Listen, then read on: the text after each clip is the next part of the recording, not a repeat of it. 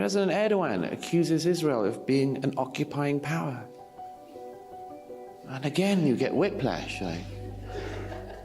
Has he ever been to Cyprus? One of the things that was on my mind constantly in the year and a half since the 7th was, what's it got to do with you? What's it got to do with you, the people protesting in Vancouver and Berkeley and Oxford and Sydney, Melbourne? When I was there last year, there's an anti-Israel protest. What's it got to do with you? You're in Australia. Enjoy. If you create another Palestinian state, and this is what I hear all the time, is you've got to address this fundamental injustice, and if you do, good things will follow. I'm sorry, this is not thinking in the realm of politics. We are in the realm of magic. So Douglas Murray wants to know, what's it got to do with you? Referring to the millions of people around the world protesting Israel's onslaught in Gaza. Well, Douglas, what's it got to do with you? You're a British pundit with no skin in the game, no family under the rubble, no loved ones erased by 2,000-pound bombs. But suddenly, you get to gatekeep global outrage? Maybe, just maybe, the people marching in Sydney, Paris, Johannesburg, Toronto, Vancouver, just to name a few, maybe they care because they're human. But Douglas thinks it's all just psychological hangover from colonial guilt. That's rich coming from someone who built a career defending one of history's greatest colonizers. Your one-sided lectures aren't analysis. They're a masterclass in moral detachment wrapped in a British accent. So again, Douglas, before asking the world what it has to do with them, maybe you should first ask what it ever had to do with you. Let's jump in. They accuse the IDF of seeking to carry out mass slaughter of civilian casualties. Hello, you've just described your side. You've said nothing about the IDF, you've just described your own side. They say, we're worried that the IDF will commit genocide. Sorry, your side did its darndest to carry out a genocide. Everywhere this rule applies. The Iranian revolutionary government in Iran sends a thank you letter to students in the West for joining the Iranian revolutionary government in its fight against colonialism. The most powerful colonial power in the region is the Iranian revolutionary government that colonized Iran since 1979 and suppressed a great people, that has colonized Iraq, colonized Lebanon, colonized Syria, colonized Yemen, and they accuse Israel of being a colonialist state. The Turkish president, my very dear friend Recep Tayyip Erdogan, President Erdogan accuses Israel of being an occupying power. And again, you get whiplash. Has he ever been to Cyprus? His own country, a NATO member country, still occupies half of another EU member country, Cyprus. When he accuses the Jewish state of being an occupying power, all he's doing is telling us about himself. Now, how, in this long-winded way, am I bringing it back to your question? Because one of the things that was on my mind constantly in the year and a half since the 7th was, what's it got to do with you? What's it got to do with you, the people protesting in Vancouver and Berkeley and Oxford and Sydney, Melbourne? When I was there last year, there's an anti-Israel protest. What's it got to do with you? You're in Australia. Enjoy. And you come back to this same thing, which is that apart from there are obviously Islamic fundamentalists just on the side of Hamas, there are obviously like deeply perverted, crazy people who are just on the side of Hamas. But what is this bigger thing? What is this bigger reservoir that is being spoken to? And I realize that Grossman's law applies, but requires a slight tweak, which is, what have young Western students been brought up to believe, in the Anglosphere primarily, in recent years? They've been told, particularly in America, they've been told that they're guilty by dint of being born in the country they were born in. They're told that they're guilty of genocide. They're guilty of ethnic cleansing. We're told in Britain and elsewhere that we're guilty of the crime of colonialism. We're guilty of slavery, of white supremacy, and racism, and some other things. And I said in my last book, The War on the West, I said this is very, very dangerous because you're setting people up into a moral system you cannot get out of. It's a system of guilt with no possibility of forgiveness, because nobody is alive who did the thing and nobody is alive who could forgive. So all you're saying is you should live your life in an unrelenting cycle of guilt. And I knew that would burst someday, somewhere. And I think it's burst on the question of Israel. And this is why everything they accuse the Jewish state of is what they were told they were guilty of themselves. Look at these students. They are accusing Israel of genocide because they were told they themselves are guilty of genocide.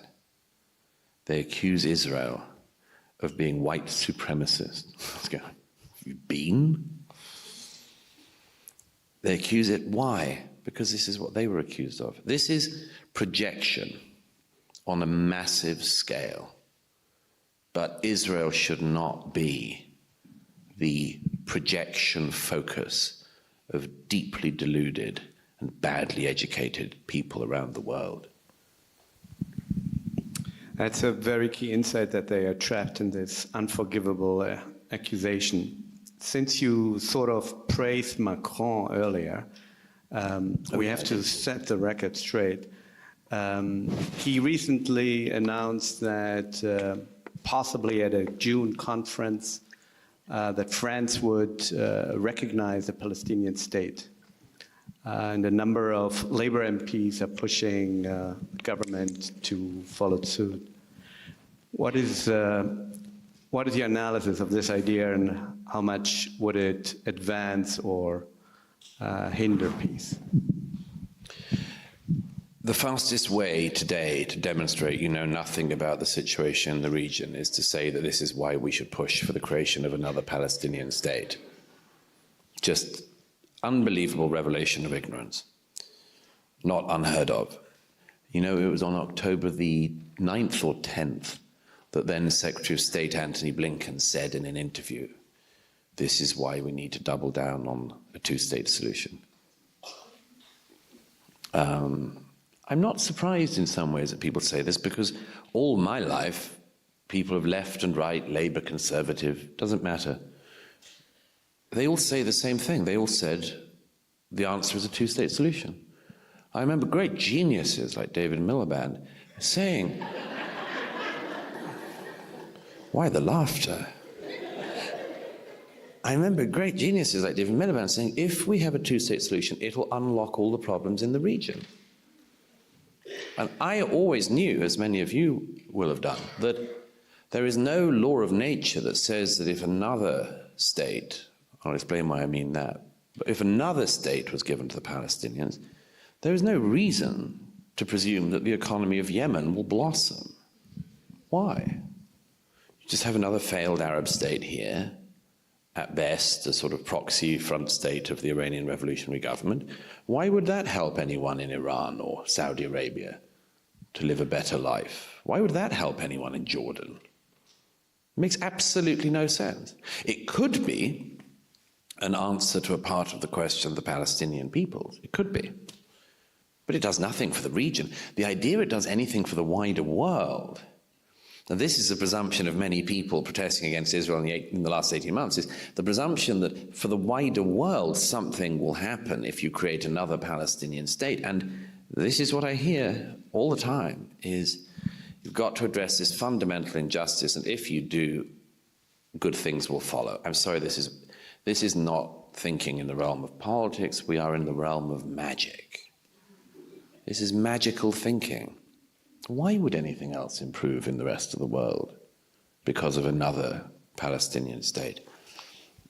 Macron and the others who say this still, I can only believe, are at this stage being deeply cynical. They will use this excuse to do something else. They know, they must know, that there is no two-state solution on the table anymore.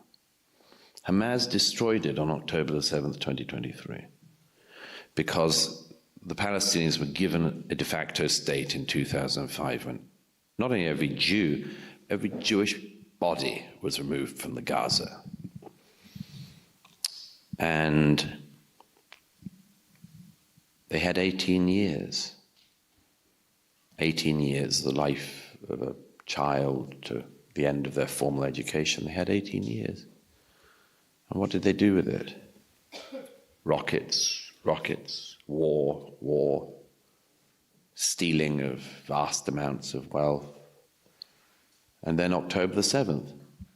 So anyone who thinks that if you give them another go, everything will be right, is demonstrating, signaling, blaring out their So let's get this straight. Douglas Murray thinks the two-state solution is a fairy tale because, according to him, Gaza was given a state in 2005 and all they did was fire rockets. Really? That's the version we're running with now? No mention of illegal blockade, no mention of assassinations, the constant land grabs, the airstrikes that came before the rockets. The irony here is nuclear. He paints Palestinians as inherently violent, while Israel bulldozes homes, wipes out families, and starves 2 million people into submission, all apparently in the name of defense. But Douglas wants us to believe peace was never an option because they didn't behave like good little prisoners in the world's largest open-air prison. And then he says a Palestinian state would do nothing for the region, as if endless military occupation is somehow the key to the Middle East prosperity. You can't make this up. This isn't political commentary. It's a propaganda wrapped in British eloquence. But here's the truth. The only thing more dangerous than his logic is how many people actually believe it. Let me know in the comments. Is Douglas Murray exposing reality or just repacking apartheid in a tuxedo? Smash that like button, hit subscribe, and keep tuning in to Z's Political Arrow, where we rip through elite narratives like they rip through ceasefires.